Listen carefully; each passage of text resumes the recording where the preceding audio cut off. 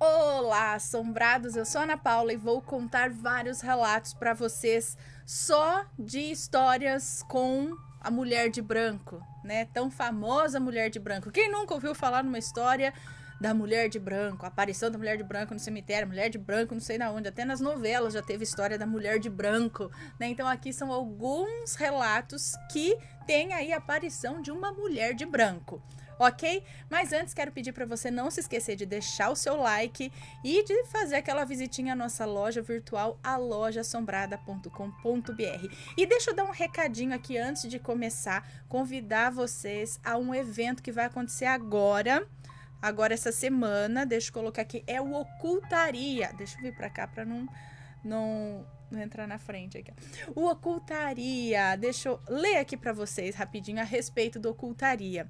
Olha, nos dias 18 e 19 de setembro agora, essa semana, né? Agora aqui já, final de semana, acredito, né? Que vem.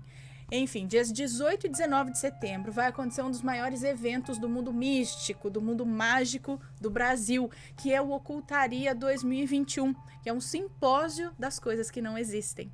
O Ocultaria é um evento realizado pelo Nino Denani, acho que, não sei, alguns de vocês conhecem, a gente já falou aqui do Nino e tal. Então ele é realizado, tem o canal Nino Denani, bastante gente já foi para lá, já veio para cá, enfim.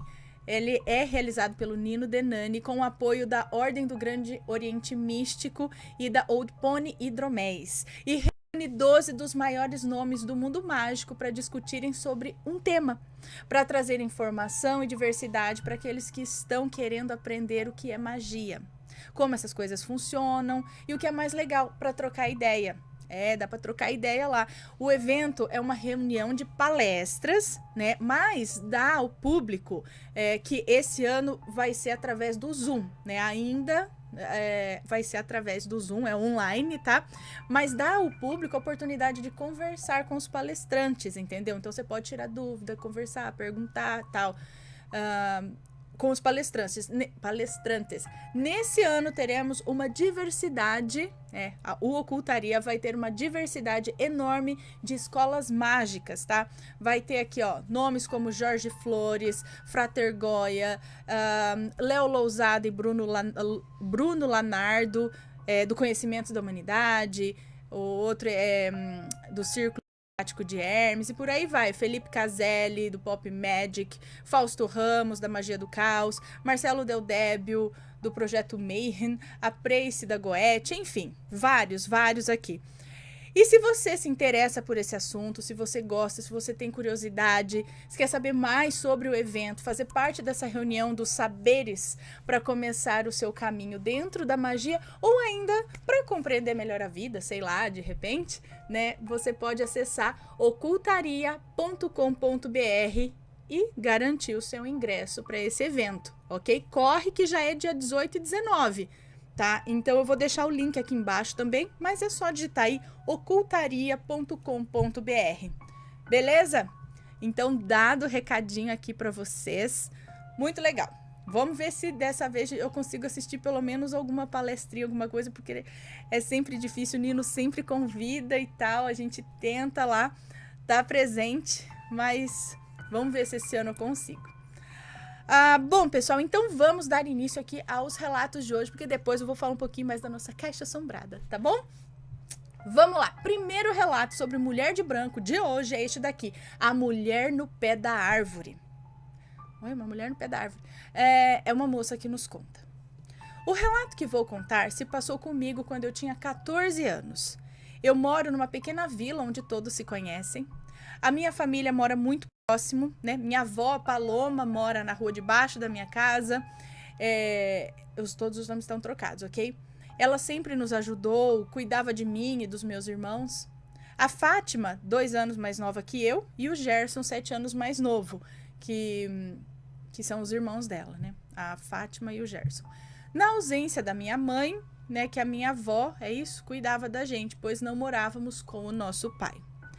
Nesse dia, quando o fato ocorreu, minha mãe estava internada com uma forte infecção urinária e pneumonia, e nós, como de costume, ficamos com a nossa avó Paloma. Quando anoiteceu, cerca de umas 8 horas da noite, ouvi Paloma no telefone, falando justamente com a minha mãe, que dizia não ter previsão de alta e que era para dormirmos por lá mesmo na casa dela. Como eu amava dormir na casa da minha avó, me apressei e chamei minha irmã Fátima para subirmos em casa e buscar os nossos pijamas, nossos travesseiros, cobertores e tudo que precisaríamos para passar a noite. Então pegamos uma trilha que fica atrás da casa da minha avó e sai em frente à nossa casa. Nós utilizamos essa trilha para cortar caminho, pois a rua é muito mais longa e escura. Acontece que essa trilha passa por um terreno de uns 200 metros, com vegetação e árvores dos troncos grossos e altas, sabe? Diga-se de passagem, muito medonhas. E que vira e mexe tinha uns despachos ali no pé dos troncos das árvores. Naquela noite em questão, os cães da vila estavam muito agitados. Todos estavam latindo, uivando freneticamente, inclusive o cachorrinho da minha avó, um vira-latas que nos acompanhava ali pelo caminho. Eu e Fátima pegamos o caminho, conversando e rindo, de braços dados, de boa. Foi quando, de repente, eu fixei o olhar no tronco da árvore mais alta da trilha e vi surgir uma mulher, de cima para baixo, como um vulto, que ficou junto ao tronco da árvore. Era uma mulher muito branca, de cabelos negros e longos e de um olhar penetrante. Usava um vestido branco e pés descalços, que se misturavam à terra preta daquele terreno. Eu paralisei, eu não tive reação alguma. Mesmo que eu quisesse, eu não conseguia esboçar nada. Era como se eu estivesse tão impressionada com aquilo que eu estava vendo, que eu não conseguia fazer nada além de encarar aquela mulher. E ela me olhava também com um olhar penetrante, enquanto continuava andando. Fátima, que estava ao meu lado, ainda estava falando quando percebeu o meu olhar fixo naquela árvore. Fátima parou e olhou no meu rosto, e foi quando ela olhou na direção do meu olhar. Sem perceber nada, voltou a olhar para mim, perguntando: "O que foi?" E mesmo eu ouvindo tudo ao meu redor, ela falando comigo, os latidos dos cachorros, tudo estava distante, sabe? Era como se o tempo tivesse parado ao meu redor. E a mulher lá, parada, me olhando, e eu olhando para ela. De repente, a minha avó nos gritou.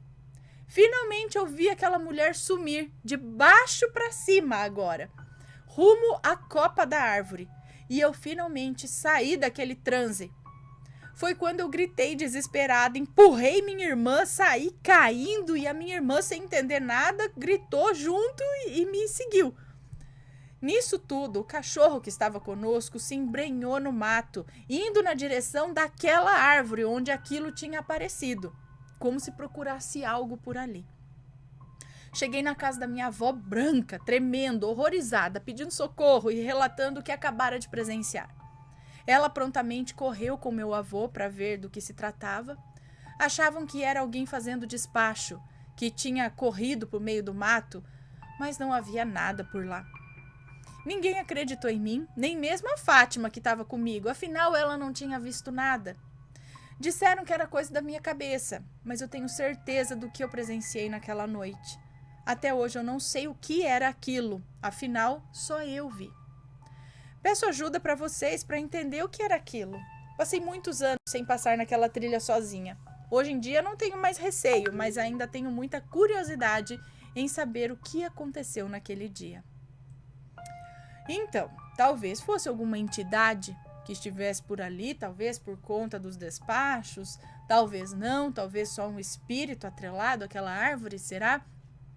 Vai saber se fizeram alguma coisa por ali, onde aquele espírito ficou por ali. Será que era só um fantasma? Será que era alguém que morreu por ali e estava querendo uma comunicação e só você viu, talvez porque você fosse a mais sensível ali, ou talvez porque aquilo quisesse aparecer para você, porque viu em você alguma coisa diferente? Não sei, mas é um mistério mesmo, né? Algumas coisas continuam sendo mistérios por muito tempo. Beleza, próxima história. a mulher que saiu do meu banheiro. Aí fica mais tenso. Aí não tava na floresta, aí tava dentro de casa, dentro do banheiro. E banheiro, né? O fantasmaiada que gosta de banheiro. Vamos lá. É uma moça que nos conta. Eu vou contar algo que aconteceu quando eu morei em uma casa no interior da Bahia. Bem, para você entender o relato, eu vou ter que explicar como era a minha casa. No meu quarto dormíamos minha irmã e eu. A cama da minha irmã, a Evelina, estava perto da porta, enquanto a minha estava encostada na parede. As duas camas eram viradas em direção à porta do quarto, onde dava para se ver um corredor, onde ficava o escritório do meu pai e a porta do banheiro. Dava também para ver um pedacinho da sala e depois da sala tinha a cozinha. Ao lado da casa e do nosso quarto tinha um beco, onde depois foi colocado o meu cachorro. Era tipo um corredor do lado externo da casa. Esse beco era colado ao nosso quarto e tínhamos duas janelinhas que davam para esse corredorzinho aí. Um certo dia eu não conseguia dormir e naquela época a criança não tinha celular, né? Então o jeito era ficar parada ali, olhando pro céu, pro teto, olhando pro teto e esperando o sono chegar. Eu lembro que nesse dia eu estava olhando para a porta, esperando o sono, quando saiu do banheiro uma silhueta de mulher, toda branca. Não tinha rosto e era branca dos pés à cabeça e foi em direção à sala. Eu tomei o maior susto, mas pensei que era o sono, pois quando eu tô com muito sono, eu costumo ver coisas. Como assim? Eu quando tô com muito sono não vejo coisas, não. Será que não é aí uma sensibilidade um pouquinho aumentada? Que a hora que você começa a entrar nessa vibração, não diria vibração, nessa frequência do quase sono, você tem essa facilidade de ver coisas realmente que estão ali, mas que você acha que é da sua mente? Não sei. Quem aí vê coisa quando tá com sono, com muito sono? Eu não vejo, não. Posso estar morrendo de sono que eu não vejo nada. Só vejo, não vejo a hora de dormir. Mas vamos lá, então. Eu costumo ver coisas. Me virei para a parede e não passou nem 2 minutos desse acontecido quando, do bequinho, do corredorzinho ali ao lado, eu escutei aqueles gritos agudos, femininos, de pavor, bem filme de terror mesmo. Credo. Detalhe, nesse dia os meus vizinhos estavam viajando, não tinha ninguém na casa deles. Eu fiquei apavorada, comecei a chorar até. Minha irmã acordou com o grito e perguntou se fui eu que tinha gritado. Eu disse que não. Então ela correu, fechou as janelas, pois estavam abertas.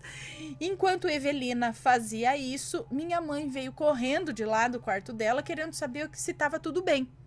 E acabou que naquela noite fomos todos dormir no quarto dos meus pais. Então teve relação aí do avistamento dessa mulher toda branca saindo do banheiro e depois o grito ali ao lado do quarto. Credo, gente! E ninguém mais ouviu esse grito dos vizinhos? Não perguntaram depois? Foi só o pessoal da casa, mas pelo menos todo mundo em casa ouviu o grito. Será que não era de alguém mesmo? Sei lá, que estava por ali? Passando na rua, não era? Foi ali do lado mesmo? Ai, gente, credo, não sei o que esses fantasmas aí, né? Saindo do banheiro.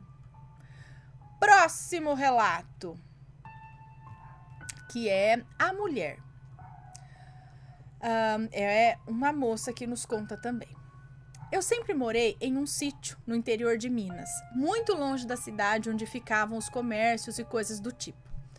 Eu não tinha televisão em casa, portanto, ia todos os dias, após a escola, na casa da minha professora para assistir televisão.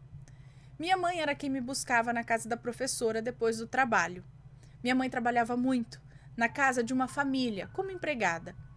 Ela voltava muito tarde do trabalho e sempre tinha que me buscar na casa da professora.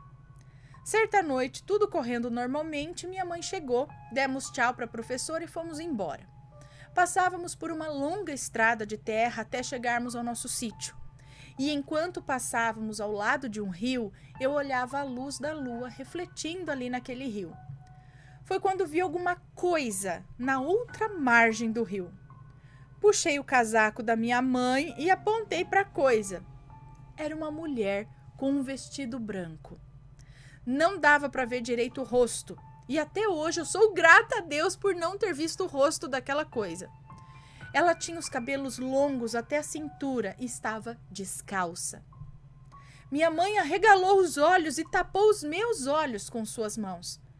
Ela então começou a rezar e ficamos ali uns 5 minutos. Foi quando ela parou de rezar, terminando com um amém. Tirou as mãos dos meus olhos e quando eu vi, não havia mais nenhuma moça de cabelos longos ou nada do tipo ali. Nós fomos embora e minha mãe não disse nada até chegarmos em casa. E aí, depois, o que ela falou? Acabou o relato, gente. E aí? E depois, a hora que chegou em casa, ela falou o quê? O que era aquilo? Nunca mais ela falou a respeito dessa moça? O que ela viu? O que ela rezou? Todo o tempo que ela rezou, a moça ainda estava lá? Não estava? Sumiu? Era coisa de outro mundo mesmo? Era algo carnal, algo físico? Sei lá, às vezes é uma louca que tava lá, começou a arrancar a roupa e aí se tapou o olho da criança e falou, misericórdia, Deus tenha piedade dessas pessoas. É alguma coisa assim? Não sei.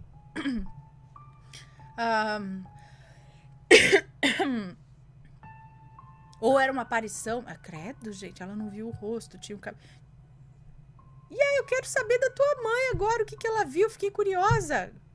O que era aquilo? Mulher, porque elas sempre estão de branco, gente, descalças, e tem o cabelo comprido. Porque são antigas, são aquelas camisolas antigas, são fantasmas do século passado que usavam aqueles camisolões quando estavam doentes na cama. Não sei porque sempre com a camisola branca, descalço, com o cabelo comprido. Hoje em dia as pessoas têm cabelo mais curto, quer dizer, mais curto não, tem mais mulheres que têm cabelo curto. Antigamente era difícil você ver alguma mulher com o cabelo mais curto, elas tinham o cabelo longo. Por isso que eu falo que se esses fantasmas, que são esse padrão de cabelo comprido, camisolão branco, descalço, são fantasmas de mulheres que morreram doentes, morreram, sei lá por quê, mas é dessa época, porque sempre aparece com esse tipo de roupa, né? Não sei, é uma forma que elas usam do estilo da desgraça lá, que é sempre uma véia do cabelo desgrenhado, sabe? É uma forma que eles usam para aparecer. Não sei. Deixa aí suas opiniões, sempre com respeito, por favor. Antes de ir para o próximo relato, eu vou falar para vocês da nossa caixa assombrada. Pessoal, olha aqui um dos itens que vem na caixa assombrada de outubro com o tema de Halloween. É este porta-velas feito em resina, pintado à mão e de edição limitada. Tá? Você pode pôr a vela aqui em cima, na cabecinha dele. O lantern. E ele... Aqui, ó. Ele é de edição limitada. Esse aqui na minha mão é o 001, feito pelo artista Gerard. Esse aqui é o 001, que é o nosso. E você que adquirir a sua caixa, a sua assinatura aí, vai receber uma outra numeração, tá? Mas é limitada. Então, quem adquirir a caixa terá, quem não adquirir, não terá. As caixas são vendidas as assinaturas, ou seja, todo mês cai ali no seu cartão de crédito o valor da caixa mais o frete para o seu estado. Você não precisa ficar toda hora assinando ou renovando. Fez uma vez, isso aí vai ficar sempre caindo até você falar, não quero mais. Aí você entra lá e cancela também de forma simples.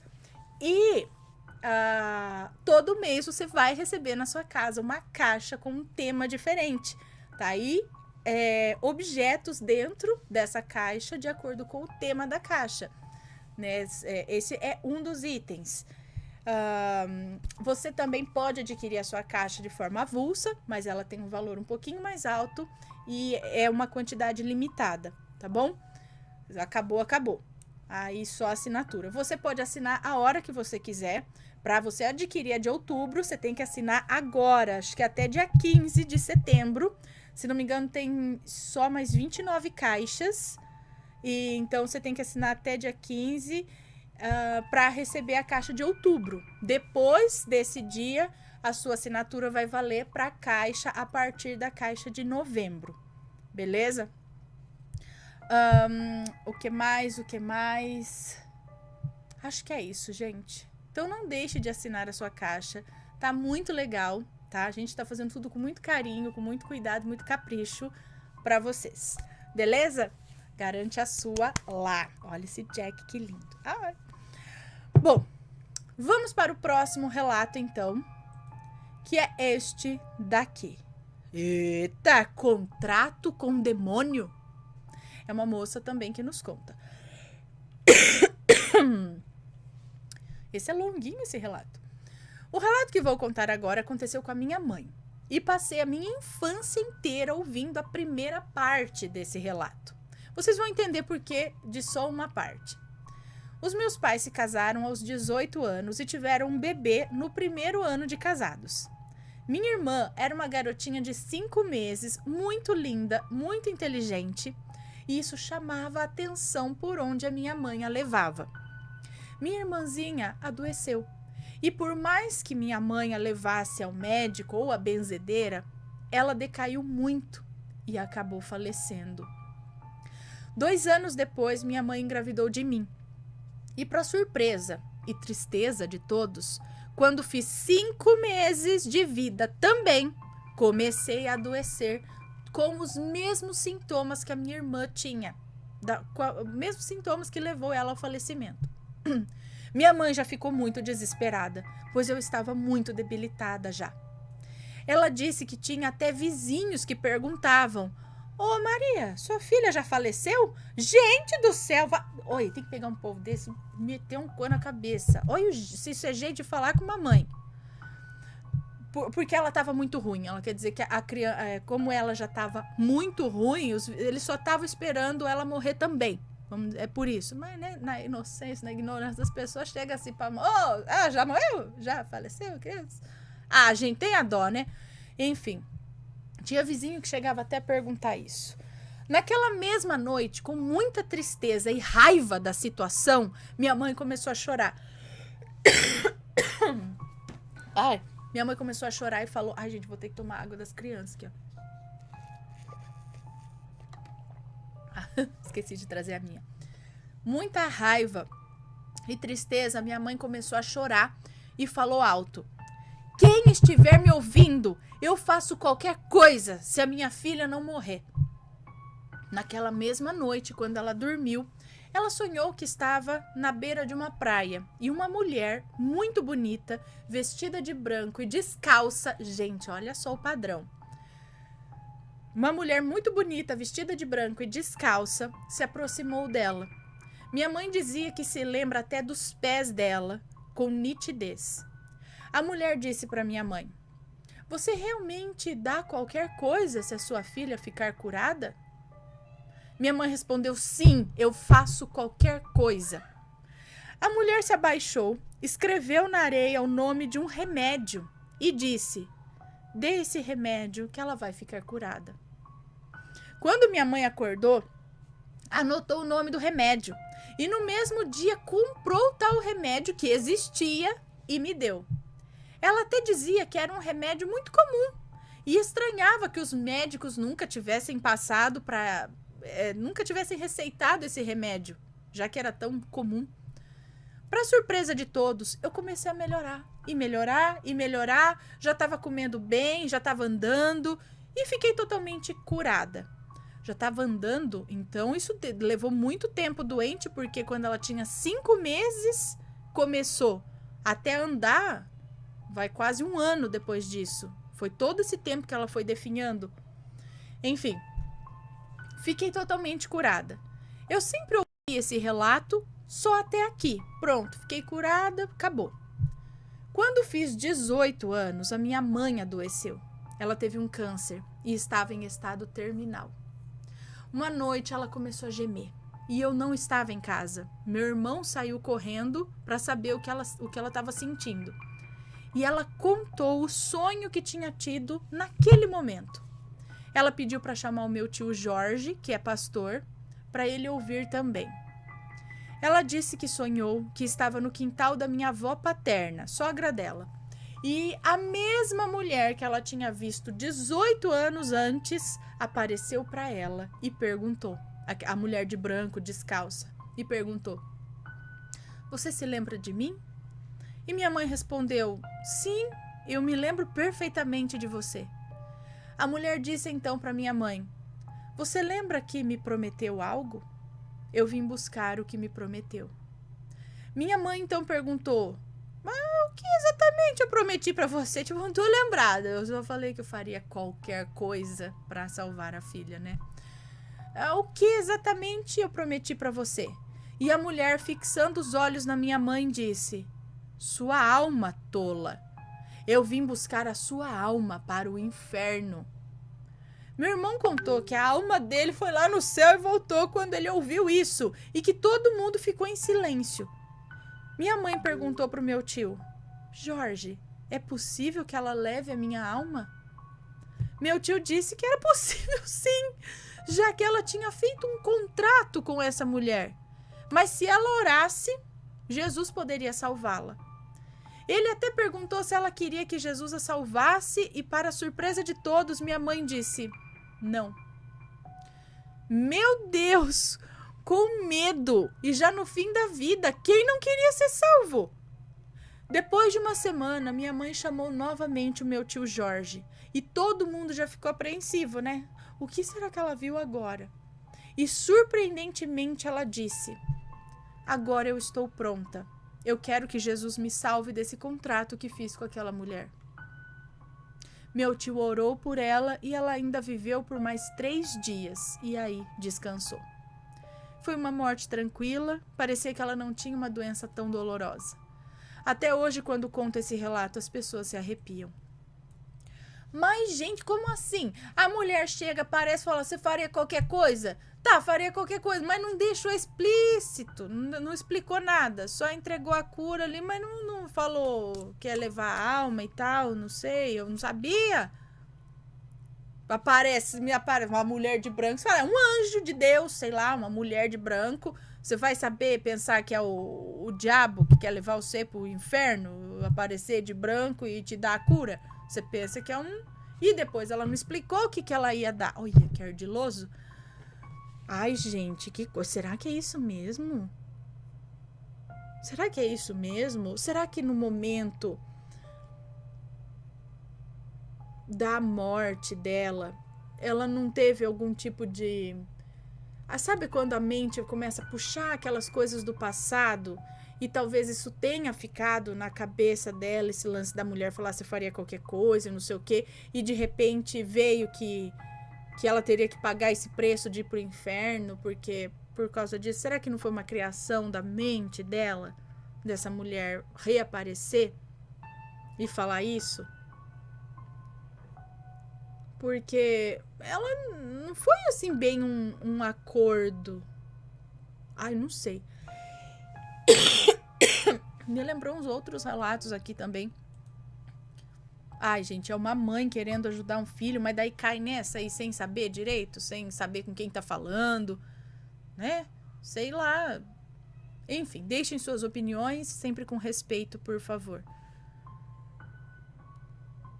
Nossa, espero que tenha, né? Tá tudo bem aí. Acho que ficou tudo bem, apesar, né? Ela faleceu tudo. Será que o câncer foi tipo essa cobrança pela cura da filha? E aí foi só um remédio?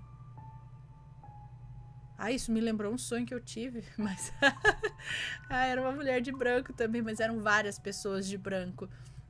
Não era uma mulher de branco desse jeito. Acho que eu já contei aqui, enfim, que ela também me passou o nome de um remédio que fazia sentido pro que tava precisando. Mas espero que não venha me cobrar nada depois, que eu vou jogar na cara dela, que é brincadeira. Não foi nesse sentido assim, não. Foi outra coisa. Enfim. Ai, credo, gente. Fico brava com essas entidades que vêm fazer isso com as pessoas. As pessoas estão querendo... Só que não tinha outro mais bonzinho escutando? Ai, não sei. Tem que ver a questão lá da época. Próximo relato. Criança não mente. Espírito usa sinalizador? Ai, não sei, gente. Vamos ver. Bom, era carnaval. É uma moça que tá contando. Era carnaval em 2009 e fui com a minha família pro litoral, em uma praia no sul do Rio Grande... em uma praia no sul do Rio Grande do Sul.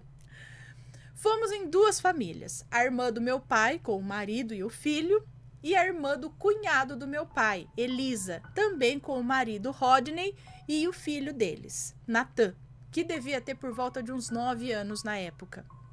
Saímos por volta das 11 da noite, meu pai, minha mãe e o casal Elisa e Rodney com o Nathan, para ir assistir ao desfile de carnaval que aconteceria no centro da cidade. Quando chegamos lá, o desfile foi muito do sem graça, com uma alegoria macabra e muita gente bêbada, inclusive eu, meu pai e o Rodney. Sugeri que fôssemos para beira-mar, tirar umas fotos e andar um pouco, antes de ir para casa. Era por volta de 1h da manhã, estacionamos o carro, um Passat todo adesivado, no calçadão ali e adentramos a beira da praia, que não tinha iluminação nenhuma, era um completo breu. Molhamos os pés, aproveitamos o clima, mas estava muito ruim a iluminação, pois não tinha nem lua. O céu estava nublado e estava quente. Chamei todos para tirarmos uma foto e então começou aquela função de poses e flashes e tal, no escuro. Todo mundo se enquadrou ali e foi aquela algazarra para tirar foto. E aí eu sugeri para andarmos mais adiante, para passar o tempo, caminhar ali na beira-mar. Rodney não gostou da ideia. Disse que no carnaval tinha muito egum, porque ele era da religião, sei lá, alguma religião de matriz africana, não sei, né? Ele que fala assim, é egum. Então ele falou que no carnaval tinha muito egum, fantasma, espírito zanzando por aí, e que não era uma boa ideia. Inclusive que não deveríamos nem estar ali àquela hora da madrugada. Ó, fica a dica, hein, gente? Discutimos um pouco se deveríamos ou não seguir, até que chegamos a um acordo e fomos. Andamos alguns metros quando vimos muitos vultos lá adiante. Nos perguntamos se seriam bandidos, espíritos ou sei lá o quê, e se seria seguro continuar caminhando em direção àquilo. Vimos que o Nathan se agarrou a Elisa e, de repente, todo assustado, perguntou o que era que estava brilhando, quase dentro do mar.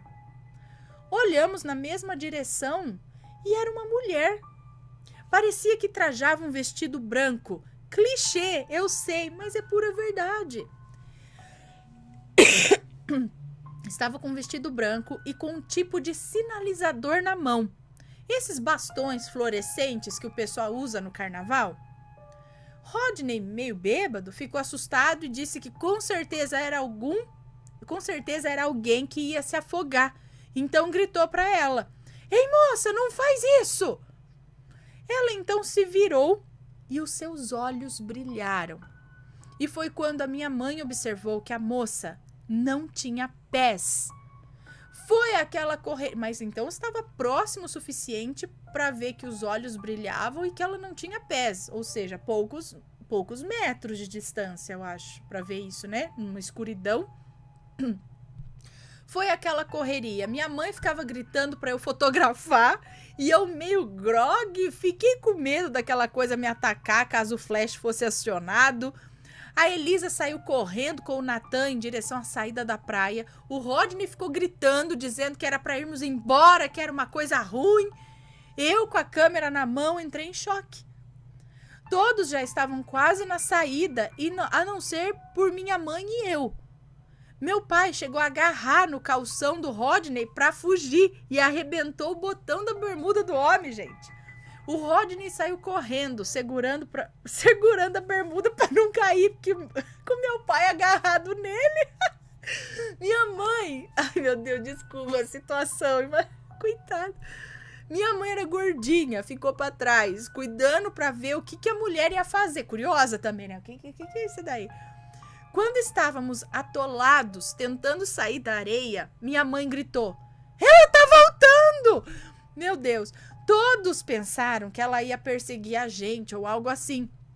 Minha mãe parou pra rir de todo mundo apavorado e acabou até fazendo xixi nas calças de tanto que deu a risada. chegamos no carro, tá vendo? Não foi só eu. Quando chegamos no carro, meu pai deu alarme. Deu alarme? E quando fomos abrir a porta... Ah, ele apertou o alarme para abrir o carro, né? Quando fomos abrir a porta, um gato preto saltou debaixo do carro, pulou no teto e ficou encarando a gente. Já fui desacreditada nessa história porque um gato preto é clichê e tal. Mas o que eu digo é que aquele gato assustou todo mundo que já estava assustado. Ninguém mais queria entrar no carro. Ai, gente, eu entrava no carro e levava o gato junto ainda. Ai, não posso ver um gato. Porém, quando olhamos para o mar, tentando enxergar a mulher, ela não estava mais lá. Por fim, entramos no carro. O gato acabou pulando do carro quando demos partida e fomos embora. Ninguém dormiu aquela noite. Minha tia, que ficou em casa, não acreditou na gente. Disse que a gente tinha bebido demais. Agora fica o questionamento. Se estávamos vendo coisas porque estávamos bêbados, por que foi que o menino Natan, que não havia bebido uma gota de álcool, é óbvio, enxergou aquela aparição primeiro? Observação. Depois procuramos saber se não houve alguém que tenha desaparecido aquela noite e tal. E acredito que não, né? Gente, é carnaval, tá? Não sei. De repente, a pessoa tava lá de branco, com um daqueles coisinhas mesmo, que neonzinho lá, né, na mão. E não existe esses óculos aí que tem luz também, sabe? Luzinha, que às vezes pisca. Será que não tava com algum tipo desse óculos? Com o pé enfiado, às vezes, numa parte ali com água, por isso não dava para ver os pés, né? E às vezes com algum óculos que tem luz que acende. Não sei, tô tentando achar uma explicação. Porque como ele já tinha falado dos eguns, aquilo já ficou na cabeça. Aí a hora que viu aquilo lá, um grita, o outro já assusta. E aquela luz, né, que é o que tava na mão daqui. Não sei. Aí, de repente, enquanto eles corriam, ela foi para algum canto ou apagou de repente, porque tava escuro, não tava? Então, apagou aqueles sinalizadores, guardou numa bolsa. Ai, não sei, gente, tô tentando achar uma explicação. Ou não, era uma aparição mesmo, né? E a gente sabe que tem, já ouvi muita gente falando que nesse lance aí, nessa beira de mar, onde o mar encontra areia, é um local de acúmulo de eguns, digamos assim, de espíritos, que até não é bom andar nessa divisa. Ou você anda com o pé na água, ou você anda na areia seca. Já ouvi uma sensitiva falando isso uma vez, mas que na junção dos dois não é legal. Já ouvi também que carnaval é uma época que não só ali na beira do mar, mas nas ruas e tudo mais, tem muita coisa que é melhor evitar, se puder, né? Então pode ser mesmo uma aparição. Mas tinha que estar, o que é, com o vestido branco, não é? Próximo relato, a mulher de branco. E é uma moça que nos conta também. Eu nasci em uma cidade no interior de São Paulo. Minha família sempre foi humilde. Nunca fomos ricos, mas também não tão pobres. Morávamos o meu irmão mais velho, Adriano, que hoje tem 21 anos, a minha mãe, Vitória, o meu pai, Jorge, e o meu cachorro, que tenho desde os 4 ou 5 anos, e eu, com 15 anos. Bom, teve um dia que o melhor amigo do meu pai, o Amir, estava se casando. Já até perdi as contas de quantas vezes ele se casou. Mas teve esse casamento aí e a gente foi. O casamento aconteceria na cidade natal do meu pai, em Minas Gerais. Quando a gente chegou lá, foi um festão. Pois o Amir tinha dinheiro. Ele é advogado, já morou em Londres por algum tempo, mas não deu certo. Ele teve que voltar para o Brasil. O Amir tem uma filha que é apenas 1 ano mais velha que eu. Bom, a festa do casamento estava acontecendo em uma chácara. E lá tinha vários quartos. Então a gente ficou por lá mesmo, porque a nossa cidade era muito longe. A gente ia ficar pela cidade por mais alguns dias, por termos parentes por lá, da parte do meu pai. Chegou um momento da festa em que eu falei para minha mãe que eu tinha visto uma mulher vestida de branco passando por ali. Mas o problema é que eu não lembro dessa cena. Eu não lembro de ter visto essa mulher. E o meu pai me contou que eu realmente falei que eu tinha visto uma mulher de branco passando por ali. E que essa mulher não era a noiva, e sim a mãe do Amir, que já tinha falecido há muito tempo. Como ela tinha falecido antes de eu nascer, não tinha como eu saber quem era ela, né? Até porque eu nunca nem sequer tinha visto uma foto dela, como até hoje nunca vi. Eu fiquei confusa com tudo isso, mas eu não me surpreendi, porque desde muito pequena eu sempre fui médium involuntária. Então, essas coisas acontecerem é normal, digamos assim, pra mim.